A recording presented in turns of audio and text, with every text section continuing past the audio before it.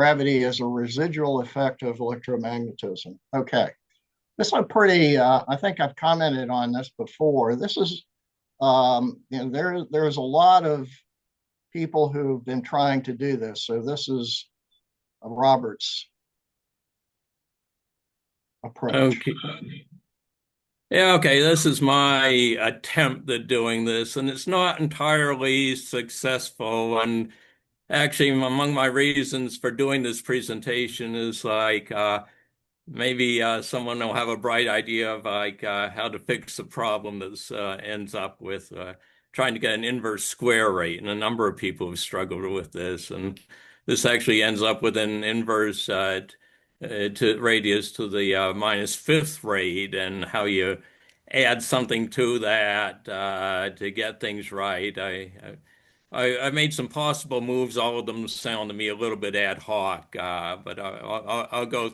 I mean, it's a very tempting move to have this because you just have one field, like the electric field, and if you can account for gravity off of the way the electric field exists, that's very tempting as a way to unify things. But the trick is to get it right. Okay, I like before my you, model of the electric field, the gravitational one. It's tempting to say that it's residual, and there is something that's residual here, but it just goes off at the wrong rate. okay, Okay, but before you in any start, event. is everybody can see this? Perhaps you should go to the next slide and maybe you could make it bigger. That might be helpful to some people. Okay, I can do slideshow. Okay, Let's why don't see. we see if that Slideshow works? would be great. Okay, let's see if this will do slideshow. Then let's see. Oh, they give you too many options. Let's see. Slideshow from current slide. Okay, let's see if I can get these to Oh, there we keep. go. Okay. And All that's right. my website, and that's my ebook that goes into the rest of my system. And I'd love to get more people reading it and giving me some feedback. I always try to get things better, but in any event, and I slowly go through this, and then I'd like to have plenty of time for comments. But okay, gravity is a residual effect to electromagnetism. Okay, historical accounts. There are a number of historical accounts here. The earliest version, and Lorentz attributes this to Ottavio Mossadi. I couldn't find anything written by him. He was an Italian physicist who later on moved to Argentina, and his claim is that you can explain gravity in terms of the claim that the attractive force between opposite charges is very slightly stronger than the repulsive force between charges of like sign. As far as I can see, this would work. It sounds a little bit ad hoc. And of course, the ratio between the two strengths, the best estimate I've come across is like 10 to the 39th. I've also seen like 10 to the 40th, which is an enormous difference. But yeah, as far as I can see, that would account for gravity. Uh, and this was picked up by Johann Zollner and Wilhelm Weber. Weber, I think, is the better known of the two. Actually, the unit of magnetic flux is named after him. Zollner, he seems to have a mixed reputation. He did do some work in astronomy. There's a book on comets he wrote. It's actually a fairly well-known optical illusion, the Zollner effect, that's named after him. Uh, and similar theories have been advocated, or at least mentioned, by Poincaré. Lorentz, I did get Lorentz's version. As far as I can see, he was actually for a period very serious about this, although he didn't really develop it in much more detail. Maxwell mentions it. Ritz, I think, was seriously considering it. Uh, but the basic idea, as far as I can see, remains the same. Then also electrical dipole models have been given, where you have two charges. Peter Beckman, in his book Einstein Plus Three, an inverse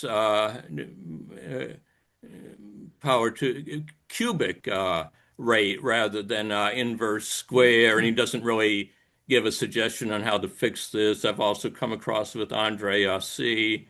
and Bill Lucas. I have his book, and I've heard him speak about this. And it's hard really to get it to work in a real natural manner. But so a number of people have worked with the idea.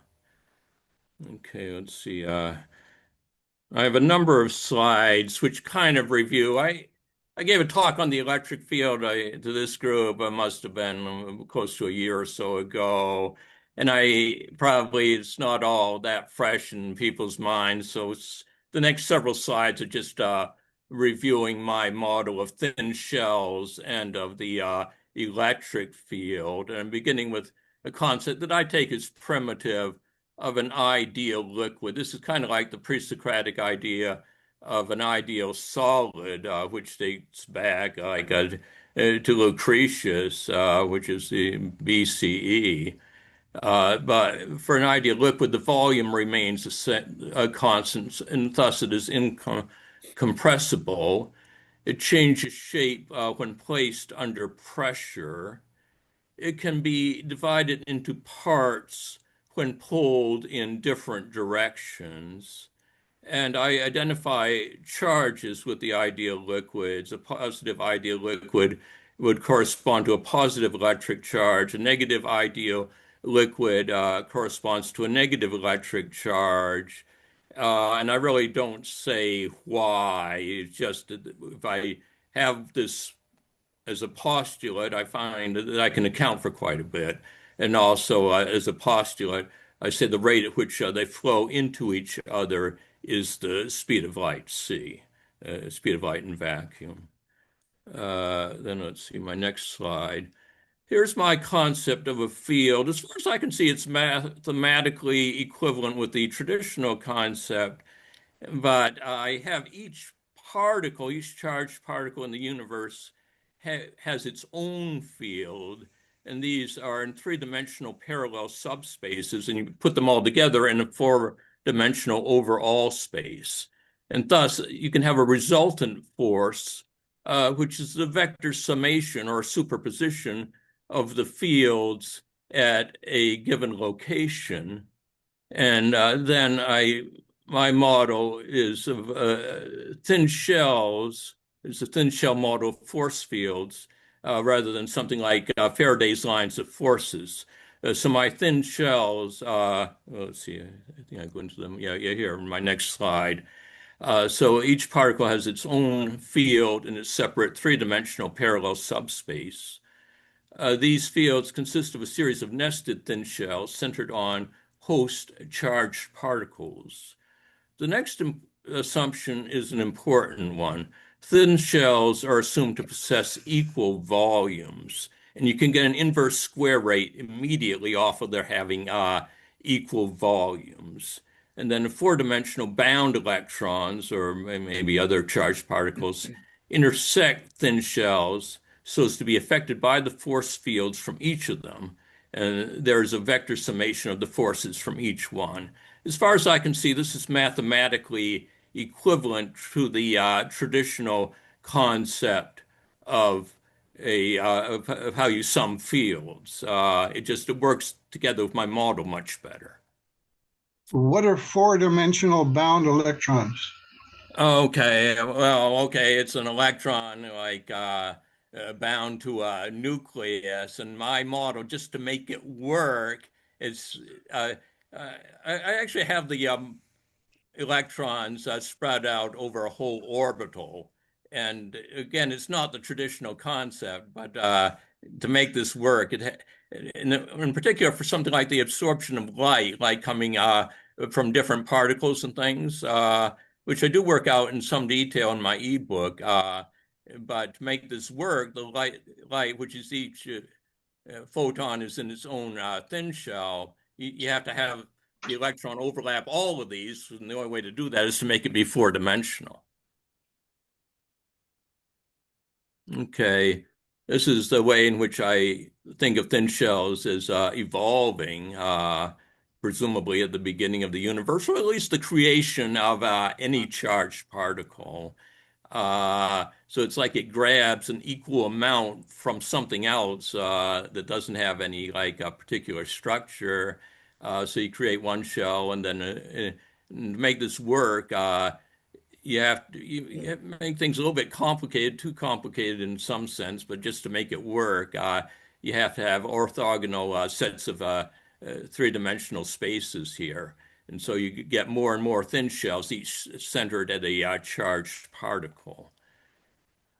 And then for electrical attraction, yeah, here, like for an electron, when it is adjacent to one of these thin shells, it's going to flow into the positive side. So it gets attracted towards the positively charged source particles. So oppositely charged particles will attract. Then for repulsion, it has to be adjacent to the inside of the thin shell. So it will flow there into the negative part and be pulled away from the particle. That will be electrical repulsion. Okay, maybe I should also mention for the inverse square rate here, since the volume of each shell remains the same, and you can think, well, the surface area of a shell is going to be 4 pi r squared, and to keep the volume the same, the interior the cross section of the individual shell would have to be 1 over r squared, so you get your inverse square rate. But you may notice here that the interior part of a shell is going to be slightly bigger than the exterior, and that just has to do with they're working into a volume. And I think this may be a key for trying to understand the gravitational field. So I make some points of comparison between here the electric field and the gravitational field. Both are central force fields, okay, so they're centered at a particle, and both vary an inverse square rate with respect to the distance apart of the central particles, as shown by Coulomb's law. Force equals the product of the two charges over 4 pi epsilon naught, the permittivity of free space, by r squared. And Newton's law of universal gravitation, G, the universal gravitational constant, times the product of the two masses, again, over r squared, so again, an inverse square rate. And you're dealing with two scalars in both cases, either charges or masses. So here, for gravity, mass is the analog of the electric charge. But of course, there's only one type of mass, or at least for gravitational mass, whereas for charges, there are two types, positive and negative. And also in contrast to gravity, which is always attractive, the electric force is attractive between opposite charges and repulsive between the same charges. And also there's a huge difference in terms of the magnitude of the forces. When I took my freshman physics course, we used Halliday and Resnick, which I guess at the time was a pretty standard, maybe still is, a physics book. And it does in there, it even gives a bit of a derivation. It says the ratio between the two is 10 to the 39th between the strength of the electric field and the strength of the gravitational field. Of course, for electrically neutral bodies, the fields, their effects are going to cancel out. And so the residue is going to be your gravitational force. Let's see, so my next slide. Here's my asymmetry in the shell width. So the electric force is on the right. The attractive force towards the center of the shells is slightly stronger than the one on the left.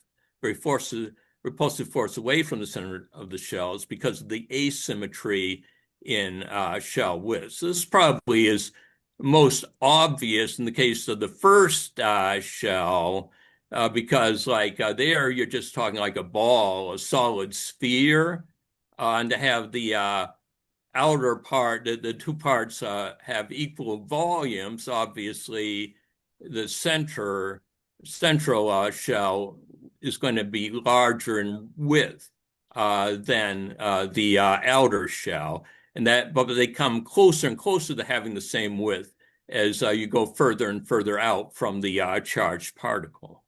So the residue here is what I'm trying to identify with gravity. Let's see, next one. For electrically neutral bodies, the effect of the electric forces cancel out. I think the fields are still there. It's just their effects cancel out, leaving the residual gravitational effect.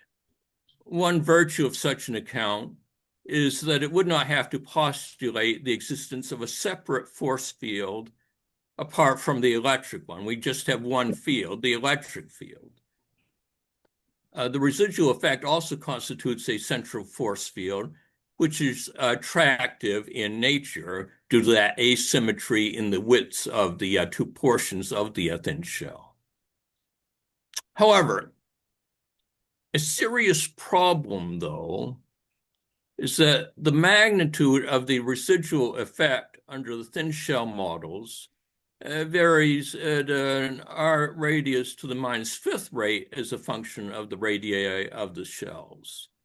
This follows since the radius of a sphere is directly proportional to the cube root of its volume, and thus for successive shells whose volumes are normalized to 1, successive radii increase at a rate proportional to the cube root of n, where n is the ordinal position of the shell.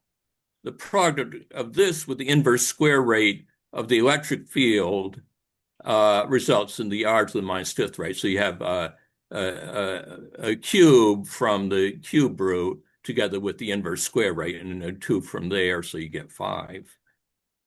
Let's see. Next, here's a calculation of the widths of the shells.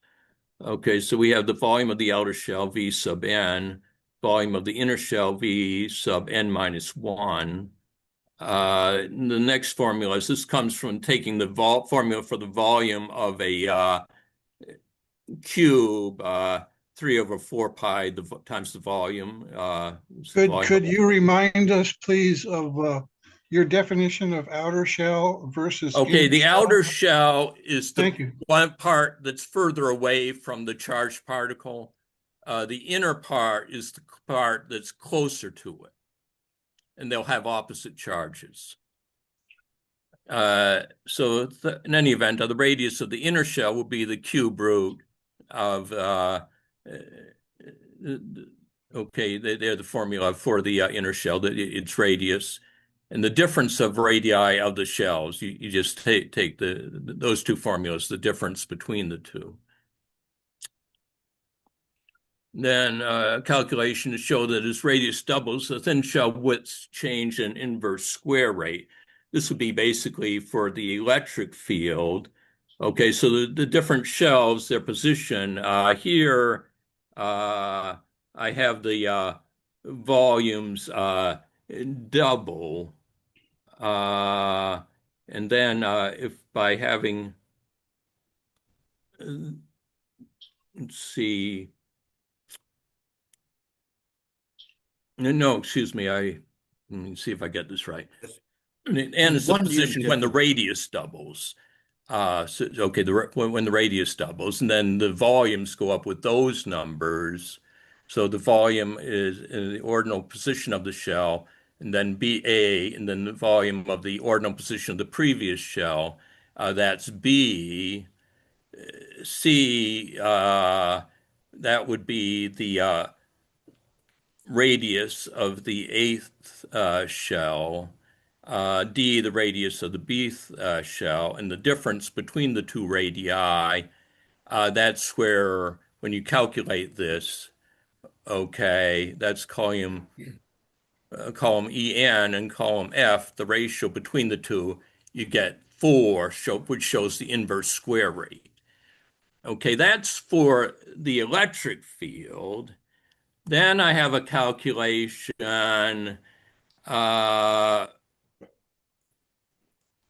in this case. Okay, the first part is the same, and then so those are these succeeding shells. Okay, here where the radius again doubles, and when you subtract the in this case the widths of the two parts, the inner and the outer part, there you get 32, which is 2 to the 5th, okay? And I've done this with a calculator. So 2 to the 5th, and of course the inverse of that would be it comes off as 2 to the minus 5th, the radius to the minus 5th as a residue, which of course is different because from the actual gravity, since gravity is an inverse square rate. Okay, so this part seems to come off fairly natural from my model. It's just and of course it's centered towards the particles, which is right. But you need something like a compensating factor to get this to come out at an inverse square rate. And I have a few suggestions. If anyone has some other suggestions, I'd be thrilled to hear about them. Here were my suggestions for a compensating factor. Of course, the volume of a sphere is proportional to r cubed. So you could take the volume that's enclosed by one of these shells, and that would give you a compensating factor. It sounds a little hokey how you're going to get this to go together with a shell, since the interior is not part of a shell. You could try to come up with some factor in terms of properties of the shells per se. The only one I could come up with, excuse me, would be if you multiply the surface area by the circumference, that would give you surface area that varies at a square rate. The circumference would be proportional to the linear, and that would give you a cube. Or if you look at the number of shells packed within a given radius, if you take this integrally, it turns out that increases at a cubic rate. So you could talk about the number of shells which are enclosed within a given region. That would also give you a cubic compensating factor. And as I know, my fourth point here, well, each of these would, I guess, possibly work. They each seem to be kind of ad hoc. So I guess if you want a model that works, you could latch onto any one of these. But as a model for what's actually going on, they do sound a little bit hokey and ad hoc. But that's why it's as good as I've been able to do. But I would like to get it less ad hoc. But that's why I certainly am interested. If anyone has any positive ideas on how to make this model better, I would definitely be interested. But it's the best I've been able to do so far, and I've been at this some time, and I don't know, I seem to be a bit stuck with this at this point, which is why I thought giving the presentation just like maybe like so people could see how what does come out from my model, and maybe to have some suggestions on how to improve it. I definitely would appreciate it. But in any event, that is my last slide. Okay. How So about there's no conclusions. I guess you gave your conclusion there, which is you're looking for something to improve it.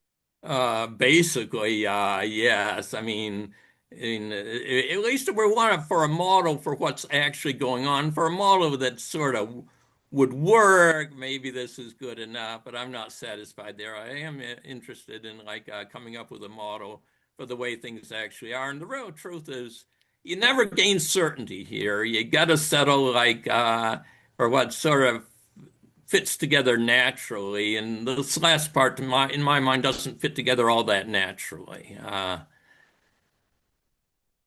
Well, the So we're electric kind of, universe, the electric universe says that each atom it's has a it's slightly elongated at the poles Hmm. and the shells, and because of that, when atoms align with each other, that is the cause of gravity. That's the creation of gravity, where all the positive poles point inward towards the core of a planet or a body in space, and all the negative poles point outward, out into space. And the that's how we arrive at a gravitational model.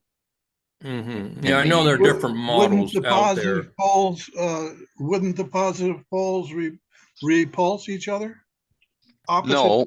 No, what they align up with each other is positive to negative, like a magnet. The positive pole of one atom is attracted to the negative pole of the next atom, and like a chain, like a daisy chain. I didn't realize All atoms the had matter, poles. all the matter in a body around space, all the poles, all the positive poles are pointing in towards its core, in the center of the core of the mass. All the negative ones are pointing outward, and that's what gives us gravity. It's Is that conception of the atom like the solar system type model, or I didn't realize they had poles, atoms. well, everything has a magnetic pole. Really. Everything. Oh yeah, everything. Would that be like a dipole then?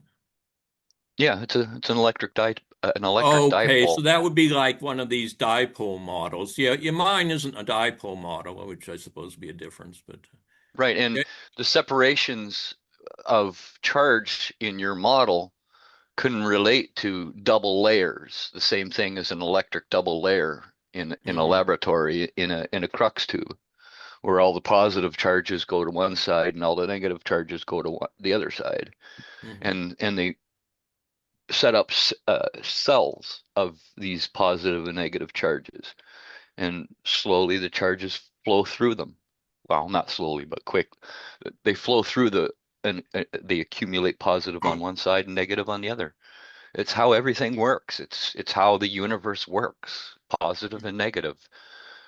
Well, we agree on the existence of the positive and negative. Yeah, I mean, yeah. I know about the electric universe. I don't Charge know about it in that much detail. I think I got my friend Harvey Scribner. I think is a member of the electric universe. So, but charge is So one fundamental might to the ask, universe. Robert, what's that? yeah, just a question, a general question, really. I mean, if there are problems and you need compensating factors and the thing is not working. So my question is, how did you come to this in the first place? I mean, was it just an aesthetic sort of conception, or were you following the work of some of the earlier people like Beckman and Lucas and so on who conceived of this? Why are you following this idea that Well, I've worked with this thin shell model for a real long time, probably 50 years at least. And to me, the more it was actually originally to account for the electric field, and it does come out fairly nicely for the electric field.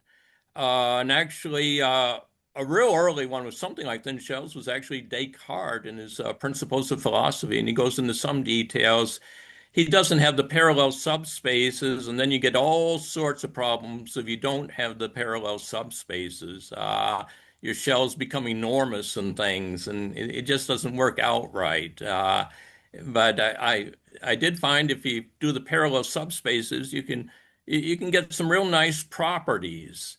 And then I just tried to see how far you can push it, and obvious among the issues. I mean, so instead of having gravitational force be primitive, I had the electric force be primitive. And actually, I don't know that many other people who've had the electric force. I know, like Einstein, he tried to account for the electric field with his unified field models, and he never succeeded. whereas with general relativity, it certainly had it as a model of gravity. But my idea was to do electric force, and then electric is so much stronger than gravitational. See if Uh-huh. it seemed to me that if you could account for it in terms of residual effect, it would be attractive. The trick is always to get it to work out right. And I found the only thing that I could find which came off at all natural was this difference in widths between the outer part and the inner part, but that goes off at this r to the minus fifth rate. So that's how I came at it, was off of my model of the electric field. It wasn't starting with gravity. It might help, Robert, if we better understood what you mean by these parallel subspaces. Conventionally, a model might have one 3D space giving the location of electrons, let's say, a collection of electrons, the location of each in one 3D space. Now you're talking about electrons, each one being in a parallel subspace. I'm not sure what that Well, the actually electric means. field, not the electrons, but the electric field in the parallel subspaces. And each electron would Why have its would the own. field be dissociated from the electron? For my mind, it's not entirely each electron has its own electric field, so it's not completely dissociated. And so your model of the electron, some people may understand your presentation today better if they understand your thinking, which you presented before. Your model of the electron is a shell of charge with nothing in the middle, like no point particle per se. I don't believe in point particles for anything, definitely not for electrons, but one in the middle, at least for the bound electron, is the nucleus. So then, thank you. So then the location of an electron is really the center of this shell of charge. That's right, yeah. Okay, thank you. Yeah, well, the electric force is primary in the universe. It's not gravity that's doing all the work that we see. It's the electric force Yeah, reaching I out agree with that. over Yeah, I've run huge across that with the distances. electric universe people, and I agree there. I think we probably have a fair amount in common. Yeah. Again, at 10 to the 39th power, electric force is able to grab material and move it around way more easily than gravity could, and at greater distances. And a big clue, a huge clue to gravity being electric is the equation. The equations used to describe gravity and the equations used to describe the electric force are identical. Yeah, I pointed out the Identical. Coulomb law and the law, Newton's law for universal gravitation. Just different figures. That's all. Just different figures. That's all. The equation is identical. That's a huge clue that gravity is electric. Well, I might say that the basic equations are identical. They have to be that way because something going off as the square of the distance is just a function of the area. The 4 pi r squared, you have a force which is distributed over an area, and the further away you go, it diminishes as the square of the distance. That would be the case for all forces which are equally distributed over an area. Yeah, well, again, that points to everything being electric. Well, no, I'm saying it doesn't. It's just a function. They may be quite disparate forces. It doesn't rule it out, of course, but it doesn't necessarily point to it, I would say. And we got The 1 other minute. thing, by the way, is this 10 to the 39 business. Well, presumably that is taking unit masses and comparing them with unit charges. But in a way, they're arbitrary units. If you have a very, very large mass, of course, the gravitational force increases. Well, it's just because of the amount of atoms that are within that mass. There are greater amount of atoms creating a greater gravitational field. But you'd get a different ratio between the two forces if you use different quantities of charge or different quantities of mass. I'm just Well, the pointing thing that out. is, all the charges are the same. Electron has a basic charge. Proton has a basic charge. Neutron has an electron as an electron proton pair. It Yeah, so has a I've charge, seen but those it's not calculations, affected. but It's I not a, just can't remember. I think Robert mentioned the Haldane-Resnick example or something. Were they comparing to remind me, Robert, about this 10 to 39 business, which I have seen, but is that comparing the gravitational force between, say, two electrons with the electrostatic force between them? That's a good question. I don't know if I hate, to give misinformation on something, and so I'm not certain on the answer. I think I have come across some. I think I saw 10 to the 40th in some book or other, but the one that sticks out in my mind is from Halliday and Resnick, and they give a bit of a derivation. Yeah, I thank think you. that's the number that I've always heard, but I have to admit you've raised a valid question, Ian, which is how is the comparison being made? Um, and I know it's cited all over the place. Um, like what you're talking about is a unified field theory. Basically, yeah. I mean, it's a goal. So Uh, that's what we're talking about here, and mainstream sort of solved this difficulty by saying that there are four different forces or five different forces or however many, and they're all Yeah, and separate and I'm distinct. leery also of even the nuclear force. I think there's my first shell, I think keeps things from splitting apart. And otherwise, you just have electrical repulsion within the nucleus. So you got to, me, it's the first electron orbital keeping things in place, in which case you don't need a separate force to counteract the electrical repulsion. agreed.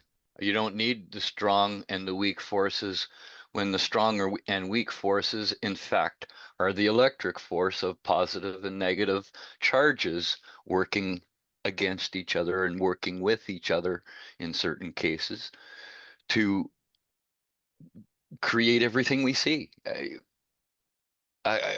It's in my mind, it's simple. Everything's simple. It doesn't have to be, the universe doesn't have to be complex and uh, it Well, Rick, it's really not as simple as what you might think. For example, who actually manufactures or produces these infinitely small supercomputers to sum up everything to give you the field strength, the electric field strength, or whatever field you want to talk about, strength. Um, there's a lot of talk about supercomputing in the world today, but I've not heard of a manufacturer making or even contemplating infinitely small supercomputers, which is what you would need. And so, why this chain of inquiry, which depends upon something which, as far as we know, do not exist? Why this chain of inquiry is expected to produce any result? That's a question. Because you need these infinitely small supercomputers to sum up all the incoming signals, compute instantly what the value of that sum is. So So you're you're talking talking about about a model which depends upon something which is more akin to magic or some kind of a trick or hoax rather than let me interrupt you. I'm physics. not really sure what you're talking about. You're saying you're assuming that nature is a somehow a bunch of supercomputers and they all have to do all these complicated computations in order to have physical reality exist. Is that what you're saying? Well, I'm saying that if a field theorist is going to say that let's say the electrical potential at a particular point in space is the sum of the charges distributed at various coordinate points around, near and far from that point of summation. How does this summation occur? You need some kind of a machine. I mean, if we're talking about physics, you need some kind of a device or machine which is infinitely small at an infinite number of locations in order to do that, which sounds more like fantasy than physics. Well, you're talking about calculating something here versus what actually exists that you're trying to calculate about. Well, physics is how things work. And so that if you're saying that a potential exists at a certain point, which is the summation of signals of potentials from of charges distributed throughout space, there, what is the mechanism of that summation? This is what physics is about. You're saying that it's just the all done summation for magically, getting or the resultant I have due to the overlap of my different shells at a given charged particle. But the fact that they all overlap, that's what creates the summation, the way I do it. So I don't do the sum the way traditional physics does it, because traditional physics does this, they only have one field, like one electric field. They don't have a whole ton of them, like 10 to the 80th, like I do. But so I do things a bit differently there. But the summation occurs where the effect occurs on where the summation on a particle where it's interacting with a particle with the inverse square force. And so you have a whole bunch of these inverse square forces from each of the charged particles. But to me, you're confusing two things: performing the calculation versus what actually exists that you're trying to calculate about. Those are two different things, and maybe that it'd be incredibly difficult to do some of these summations even with one of your supercomputers. Well, if we have a certain potential at a point in space, and an electron is nearby, depending upon the sign of this potential, plus or minus, it will either it will exert a force, conventionally speaking, on that electron. And so I'm talking about physical mechenisms that are thought to exist. I have a physical mechanism. I don't know who else agrees with me, but I do have a one that which I think for the electric field exists. I'm much more not as confident about the way I do the gravity part, which is why I'd like to get it better. Well, focusing in on one point particle or one point of potential. When you say potential, you're talking about a positive charge or a negative charge. And the potential is between those two charges. It's not I that thought there was one a force charge at a distance. No, I thought the whole 1 over r squared law, it means that there's a force at a distance. When you have a positive and a negative charge, they attract to one another, and it'll attract over a greater distance than gravity will attract. That's how it's not the potential that you're talking about isn't the particle that or the charge. It's the difference between the two particles. That's potential. Well, then what calculates that? In other words, you'd have to ask a mathematician salad. You've given a word salad of what you imagine to be occurring. As a physicist, I would wonder how that occurs. What is the mechanism? What is actually going on behind the scenes, the underlying events that are occurring? And it appears to me that these particular theories invoke the need for an infinite number of infinitely capable supercomputers at every point in space. In any let's put our heads together. Volume, there's an infinite number of them, and this is fantasy physics. Well, let's all put our heads together, win a Nobel Prize, and be able to describe magnetism and gravity at the same time, because nobody on this planet knows exactly why magnetism rises. We can describe it, we can observe it, but nobody knows how it comes to be. From the moving charges that are moving along, magnetism magically arises. Magnetism is part of the electric force. It's a sidestep of the electric force. I can't describe it because nobody can.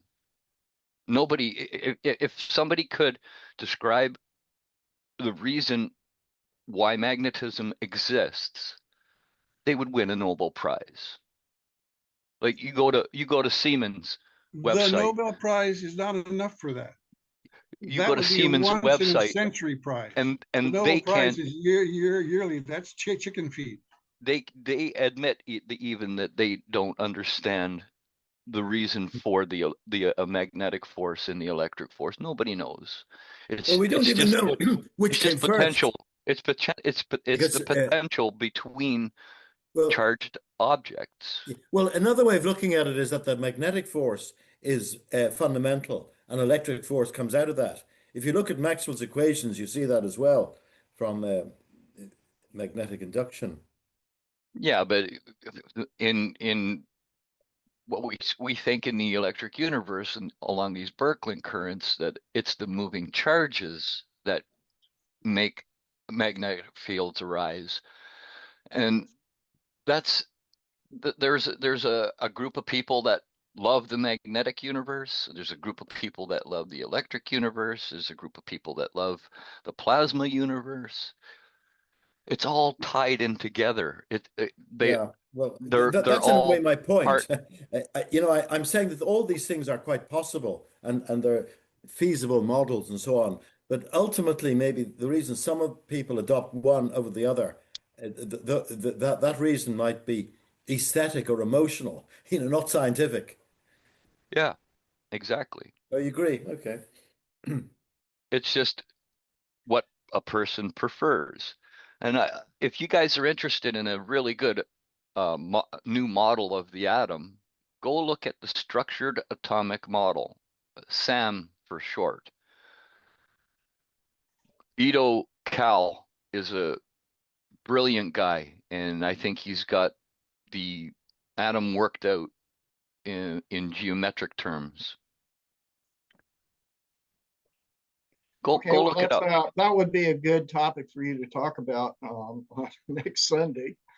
Well, I could do one better, maybe even try and get Ito Cal in here and talk to you guys about his model. Okay, well, that'd be interesting. Um, okay, I guess we have kind of a disagreement about what we're talking about. What we seem to be talking about, that Robert, is what people call unified field theory. Well, And he's on the right track, I think. yes, and physics is working on this, the establishment people, and um, Robert didn't mention Boscovic, which is one of Roger Anderton's favorite topics. But some people say that's the first unified field theory, maybe not. But it's been I guess you could go back to the Greeks and, the search for what is the explanation of everything. I think the physics call it the theory of everything, TOE. Mm-hmm. Okay. No more questions or comments? Well, Gregory made a comment about magnetism and everybody forgetting about using it. I don't forget about using it. I know it's there intrinsic to each and every single particle of matter that's in the universe. And when they combine, that magnetic field gets stronger and stronger and stronger until you end up with a body in space that displays a gravitational field. Yeah, I might Okay. say in my ebook, I think I actually gave a presentation a little bit here. I sort of am sympathetic with what Maxwell said about gravity.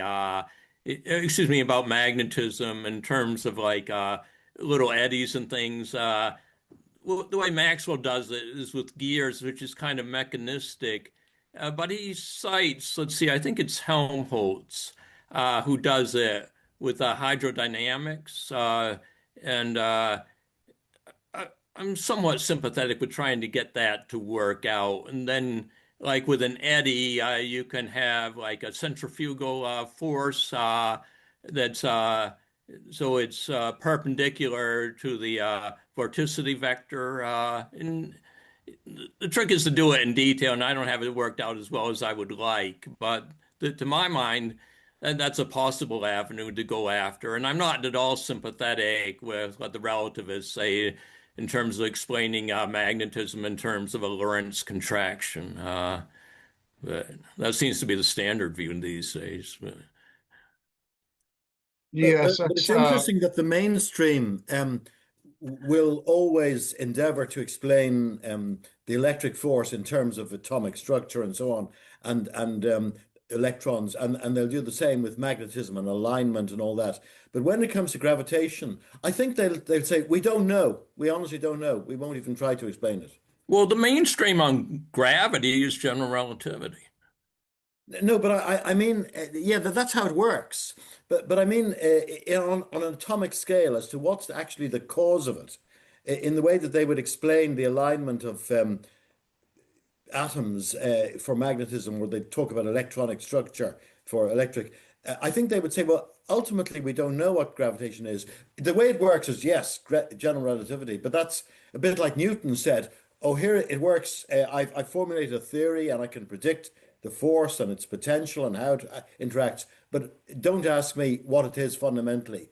Well, for them, it isn't even really a force. It's really a field. It's more, well, it's trajectories over on in curved space-time is what they say. So they don't even actually have something existing out there. It's the space itself that has the structure that causes the trajectories. It's They're my probably not as understanding honest anyway. as Newton. Newton said, I don't know. Yeah, I It, know Newton said that, but it you would can have a require a model that's divine like hand to Newton impress the force that does on have the a planets. structure. The modern people just say it's space-time. I've explained it. Don't ask any more. I suppose that's so, Robert. Yeah.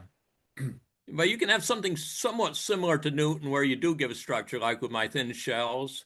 And I tend to think, at least with the origin, that this goes out at the speed of light. I'm even sympathetic with gravity waves. But what they're detecting, I don't think has so much to do with space-time.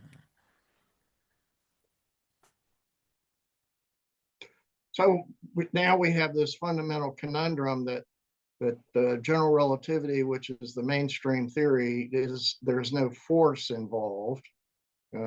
Gravity isn't a force, and then we have electricity and magnetism and the nuclear force, and which I guess is the strong force, and then you have the weak force.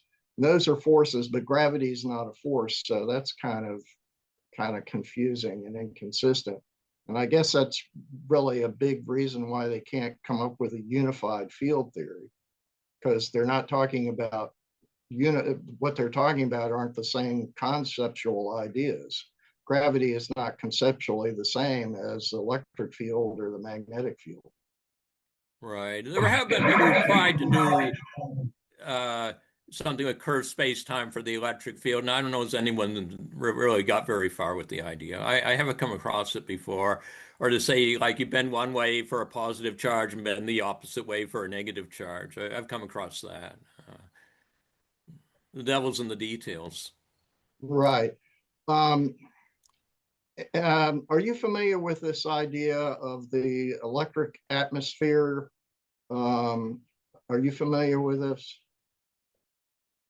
Electric atmosphere. Yes. If you go, Robert Heilbronn is a historian of physics, and he's written a book about the origin of electricity and magnetism. And this was an idea that was popular before Franklin and about the time of Benjamin Franklin. And the idea was that there's some kind of substance called the electric atmosphere that surrounds the particles that creates the effects of electricity. I haven't come across the term. It sounds like an electric field, but yeah, it's a primitive idea of the electric field. And my comment is your thin shell model sounds kind of like a return to that kind of an idea. in some respects. It May sound a little bit like some ether theories, but I always say about ether theories, I'm not opposed to the word, but I think it's probably misleading if I call mine. I much prefer to call it a field theory than an ether theory. Yeah. Well, to me, this kind of raises kind of an issue, which is Maxwell doesn't really seem to think of electricity or magnetism as an entity in and of itself. It's an effect in the ether. Okay. Yeah, in fact, he gives an ether theory. And so, and that, to me, that sounds kind of more like general relativity, where the space-time is what causes gravity. Yeah. So gravity is an effect that is in space-time. It's not a field or a thing in and of itself. And so we have this issue about we haven't really defined what we're talking about. Now, in the mainstream, when they say what happens is they say that a charge that's at a position in an electric field has a force exerted on it, and they just have a mathematical formula which tells you what the force is. So the field is this, and they say we can calculate the field, whatever the field is. They don't really tell you what the field is. Yeah, they don't. I'm not even sure they're realist about the existence of the field. It's like a calculation. Right, which then leads back to Jim's issue about I have to have a computer to calculate the field. Yeah. Well, So I'm talking about something that exists, and as far as I can see, mine's mathematically equivalent to the traditional one here, except that they sum in a different place. Is there a minimum radius for your shell? Yeah. To me, they come right after the last bound electron. So of course it depends upon like the state of like your bound electrons. But and I'm a realist about them. I have a chapter in my ebook on atomic structure if anyone's interested. But yeah, so right after So that. you use that. What's that? I said, I'm sorry to interrupt you. You use that term realist. I'm a realist. And I think this is what really the key point, I think, is you're trying to develop what you would call a realist model. Right, where something actually exists instead of just Right, being a as calculating opposed- device. How Right, about, that's a- Robert, a free electron, not in an atom? Is there a minimum shell radius? That's a real good question. I don't have a good answer because I don't have a good model of the free electron. It's odd. It has both particle properties and wave properties and how you put those two together. I wish I had a good model of the free electron. I find I don't. And I mean, you could try to say it's like the photon. I do have a model with the photon with wave particle unity, but things get worse because they have wave properties for whole atoms and things, which seem to have composite structures. And I don't have a good way to handle that. I wish I did. Would it be fair to say that, as our presenter for today, that your model is sort of local in the sense that you referred to the overlapping shells of neighboring particles causing various events to occur, and that more distant effects of charge would then be sort of a chain reaction from these local effects? Or from the shells, good... from the shells, which are, of course would be spread out. So the shells become enormous, but the effect itself, where the summation occurs, where the causation occurs, when like a attraction happens, that's local. And that's where you have a summation from all the different shells overlapping in the subspaces. Yeah, in terms of that, that's what I was referring to before. The sum where the, to quote you, where the summation occurs. That's right. How does that summation occur? Because each shell that's overlapping in the subspaces is adjacent to the bound electron, because my bound electron is four-dimensional, so it goes up through all of the shells. So there's an agent there somewhere at each point in space, which is saying, hey, we've had an overlap event occur, and so everybody to your battle stations, we now have to do X, Y, or Z. You don't need an agent here, but the key point for me is you have a negative ideal liquid or charge that's adjacent to a positive ideal liquid or charge, and the two flow together, and the two flowing together creates the attracting force. But you don't need to anthropomorphize anything or bring in a mind or anything like that. It's just the way my ideal liquids interact. No, I wasn't talking about anthropomorphizing. I was really just talking about what the physical mechanism of this is. Yeah, so for me, it's the flow of a negative ideal liquid flowing into a positive ideal liquid. And I can't describe it in more than that. It's the way I define them, be a primitive property. I have a question for Robert. Oh, you just disappeared. He just disappeared. Okay. Well, it wasn't that bad of a question, actually. If he comes back, I'll try to ask it. I guess he can't take a compliment. I think he went before you posed the Yeah, I I think don't he know what happened. probably froze a few minutes before. That was weird. Just as you went to pose your question, he disappeared. Okay. Let's see. Okay, I don't have. If we do we have any more now that Robert's gone? We can't really give him comments. Did you want to say a few words about yesterday, Harry? Well, I was wondering about Vladimir's reaction to what he was talking about. Now, I have to say, preface this, I fell asleep during the presentation.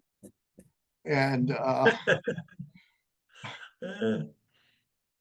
maybe other people did as well. Huh? Must not have been that engaging if you fell asleep. Well, it can happen to the best. I think President What is Trump your fell asleep. opinion? Fell asleep during King Charles's speech in Windsor. You're asking me? You're asking me? My idea is I think it's very interesting to want to kind of replace the fundamentals of quantum mechanics with a classical interpretation. And I'm not really sure that mainstream would appreciate that so much, but I think it's kind of, it raises the question is how much of quantum mechanics can be re-derived in terms of classical models.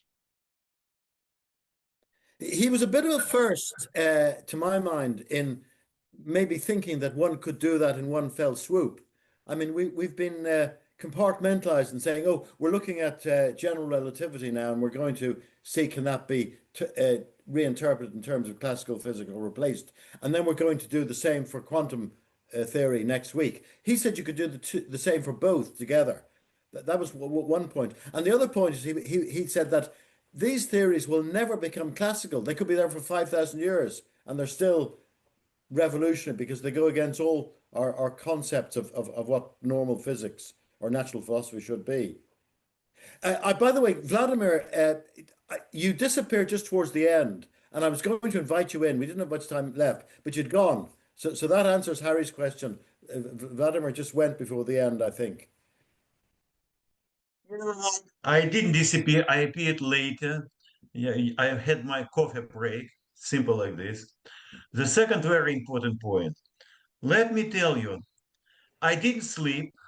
I didn't follow Harry, but it was very difficult to understand what is new in his classical physics. What he understood from him, he canceled all the special relativity, general relativity, they don't exist. He introduced, and I agree with him, and not with him only, with Newton too, absolute time and absolute space. There is no relativity. Rob's back. If I understood correct him, I'm not sure. What do you think? Hello?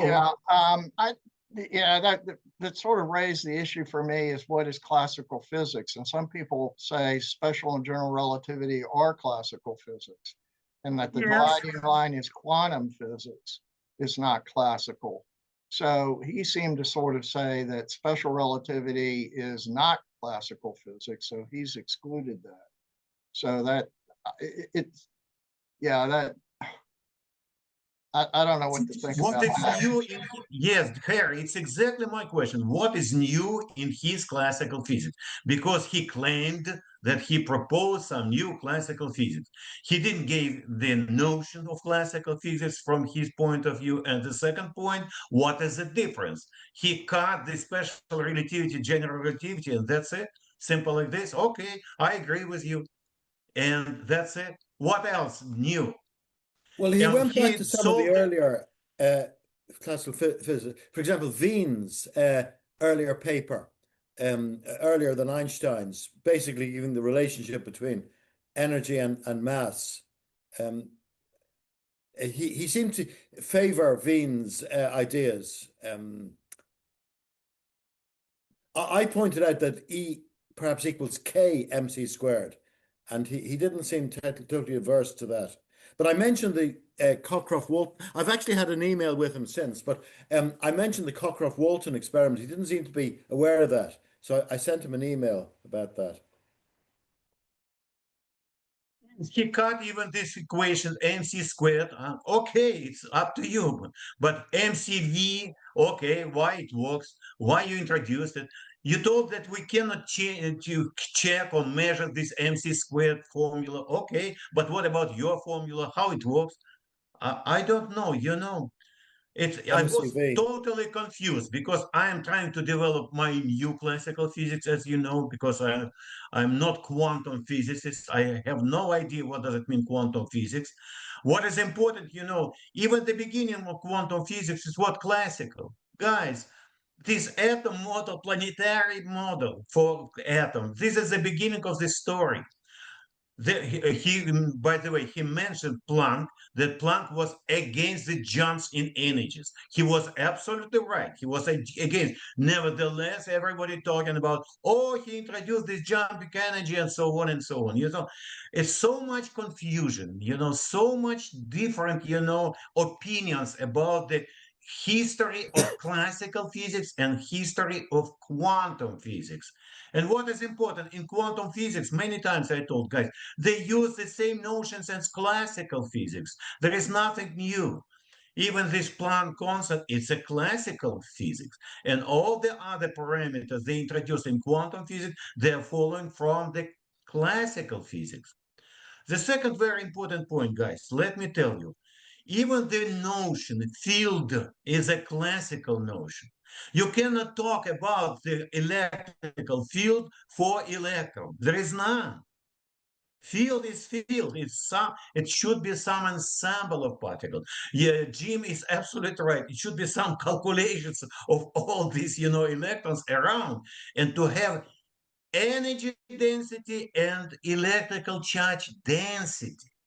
Because Maxwell equations, it's classical. You have no separate charges. You don't have anything else. You have field, you have something around, all around.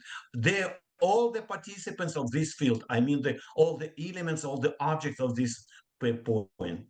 The next very important point, we're talking about space. What does it mean, space? Space doesn't exist without cosmic medium. Cosmic medium is the representation of this, you know, space.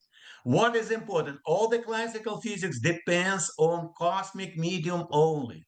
There is no cosmic medium. Forget, there is nothing. No space, no time, nothing, no gravitation.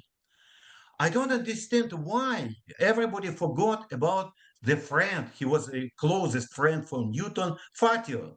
He proposed his gravitational theory immediately after Newton, put his idea about the gravitation and so on and so on. Nevertheless, nobody knows Fatio, nobody knows Lesage, nobody knows how to create this force.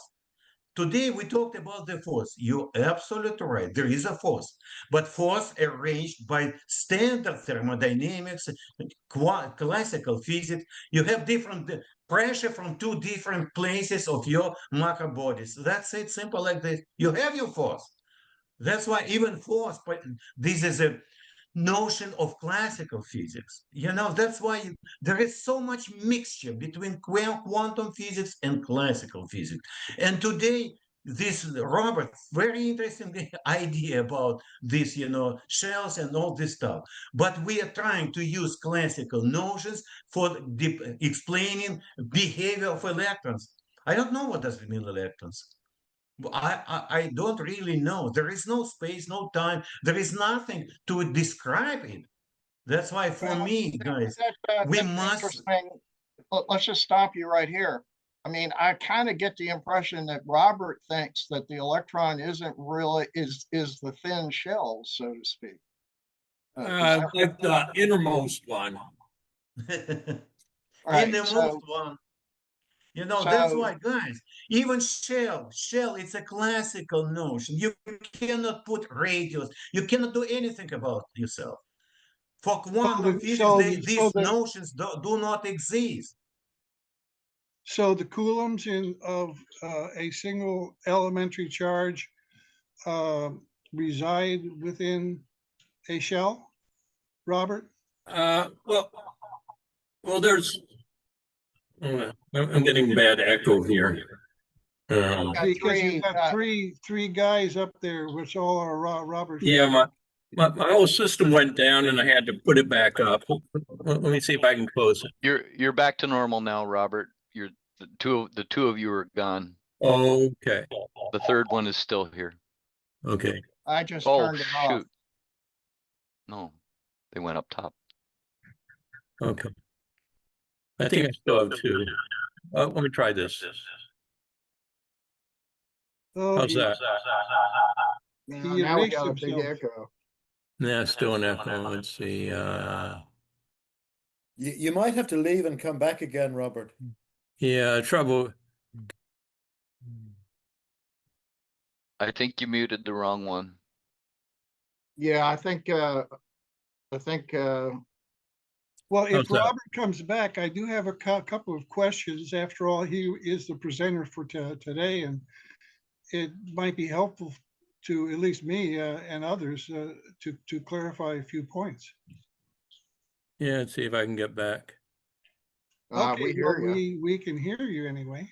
Okay, well, if you can hear me, okay. And there's no echo? No echo. Just don't have your picture, but we have your voice. Oh, there now we see there we you. go. Okay. Everything now. Well, okay. To recap, is like 1 coulomb of charge residing within a thin shell? Well, let's see. You'd have let's see. Remind me how a coulomb is defined. You'd have the charge of an electron. Well, it's the elementary charge. It's one of the so-called fundamental constants. Okay. Well, if it's the charge of an electron, the answer is yes. Well, how is this model different from simply the 1 over r squared law? Because you talk about these rings, these shells projecting out into space in larger and larger radii. Right. At the speed of light, which would establish causality in your model, I would assume. Yeah. Am I on the right track here? Yeah, that part's right. With the electrons, the shells, and I do have a chapter on this. The only way I was ever able to get it to work was you have to have integral radii for the actual electrons. And after your last one, that's where you have constant volumes and it decreasing at an inverse square rate.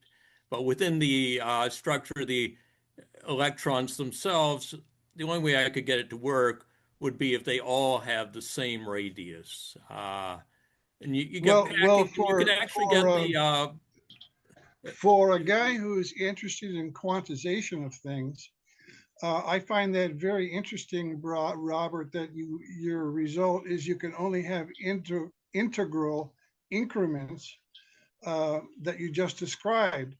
Do you have any explanation for why it has to be an integral increment? let me make 2 points. One is you can get the whole periodic table off of this. There's actually a square rate that's in the periodic table. You look at the rows, like hydrogen, helium, you have 2, and the formula is 2n squared, where n is the principal quantum number.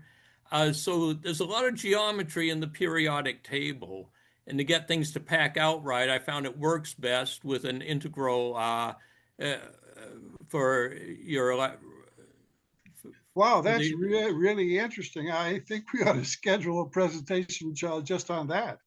Possibly I could do one, but look at, I think it's chapter 4 of my ebook, and I go into it as much as I can there, including an explanation of electron spin. And it is interesting. You can get the periodic table out of this. Yeah, but let's see. What was the second part of your question? Well, if I guess it had to do with the distribution of the elementary charge. Apparently, your shells are, well, how is your shell model different from just a simple 1/r² model, where presumably each shell has less and less influence as the radius increases? Well, you got to say how you create a force. And with my force, when my positive and negative ideal liquids flow into each other and they oscillate back and forth, that's what creates the force. So if you don't have something like that occurring, I don't see how you get a force out of this, like an attractive force or a repulsive force. Okay. I think You that's mentioned the key. charge of the electron. The Coulomb is quite a large unit. The electron is something of the order of 10 to the minus 16 coulombs, I think it is. You're probably right there. I'd have to check my physics book. So the But Coulomb is I was what I basically have the elementary center, charge, yeah. not a it's is the charge of an the electron. charge which gives rise to a unit force with a unit electric field intensity. That's Yeah. basically what it is. Yeah, okay, Right. so And yeah. I mentioned point. I mentioned the structured atomic model or atom model. I put a link in the chat for anybody that's interested. Okay, I want to make a point here, which I think is Robert really didn't emphasize that much. In the drawing that he shows with the thin shell. He has a physical mechanism that explains attraction and repulsion, rather than this idealized field idea, which is that there's a mathematical relation between the field and the charge. It's a purely mathematical relationship. And as I understand Bob's point, he's got a physical mechanism with his ideal fluids and his positive and negative. He explains how this attraction actually and repulsion actually occur in a physical model. That's right, Harry. Yeah. It's not a mathematical model, it's a physical It's an process. attempt at a physical model. And of course, you don't gain Right. certainty in postulating it. But Does that clarify? Yeah, but those two things are not necessarily opposite or contradictory. One can have a physical model and some math to represent that model and its dynamic. Well, Roger does have that. He has a combination. I mean, I'm sorry, Robert. But I think the point is that he's attempting, being a physicalist and having a physicalist philosophy, He wants to have a mechanism for what causes the attraction and repulsion. Yeah, that's right. I'm a physical realist. I'm actually a dualist. I think the consciousness has its own existence apart from this. Consciousness is part of the electric field. Yeah. Here we go. A different hang on, phenomenon, hang on, James. Wait a second. Have you heard of Rupert Sheldrake Yeah, and morphic and his resonance. and his morphogenic field? That all plants and animals on the earth are connected to this morphogenic field. Go check them out, bro. Yeah. Well, electricity doesn't explain consciousness itself, though. Consciousness is like incredibly complex. And they actually found an electric field around the earth very recently. Well, I noticed that on YouTube, there's a lot of physicists that are trying hard at that, explaining consciousness, and there's a lot of theories about that.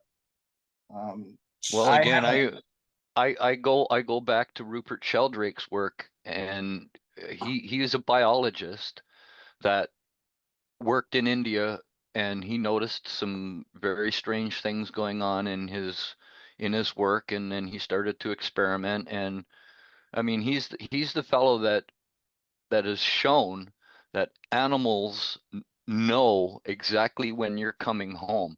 You could be going home from work every day. One day you go to the shopping center, instead of coming home, your dog knows that, and is not primed and ready for you to come home. But the second that you think that you're going home, your dog, not all of them, but there are a few instances of animals knowing exactly when their owners are coming home, and other strange phenomena like that he attributes to the morphogenic field that we're all connected to. A little bit of woo-woo, but I think he might be onto something very, Yeah, there's very probably something there. interesting. okay, About that's 40 not. years, about 40 years ago, I was modeling the complexity of the electromagnetic field in the brain as uh, as a variable related to consciousness, because people lose consciousness when we have lack of complexity in the field, such as alpha waves in the thalamus at the center of the brain. And so that's the petite mal seizure, where people just go unconscious, as opposed to the grand mal. And so that I was modeling this about 40 years ago. Right. Well, sleep is a form of unconsciousness, and when you're connected, when you're asleep, you like, how did Mozart wake up with a symphony in his brain? Well, there's Like, actually different phases of sleep. And so just to say sleep, that doesn't get you very far. If there's REM sleep or rapid yeah, eye movement Well, I think sleep, when you wake up, I think it's called the pedagogic state. I think Edison used to actually sit and he'd fall asleep and he'd hold like a metal ball that drop on like a metal plate to wake himself up to get into that state of mind so he could invent ideas. He used that approach. I think other people have as well. I hadn't heard that story before, but it's interesting. my point is, where does that come from? Was that a direct download while he was talking to somebody, Well, something? it says your brain in- is working when you're asleep. Yeah, I think it I is. think you're more. I think you come up with better ideas when you're in that state. I mean, because whenever I'm dozing off, or whenever I'm about to doze off, I mean, I can think of the most brilliant music, for instance, or I can like have like a clear understanding that isn't available in a waking state to usually. Right. Okay, we got less than a minute here. I want to thank everybody for coming today and remind you that need somebody to present for next Sunday. So if you want to talk about something, lead a topic of discussion, that'd be fine. I want to thank Bob for his presentation today. And it's interesting. Did create a lot of discussion, Bob. Yeah, that's good. That's what I want. If anybody thinks of a way to improve, like, or to get this residual force from an inverse to the fifth to the inverse square, send me an email. I'd be interested in like an email discussion on any of this. So. Okay. All right. I'm going to cut off here. So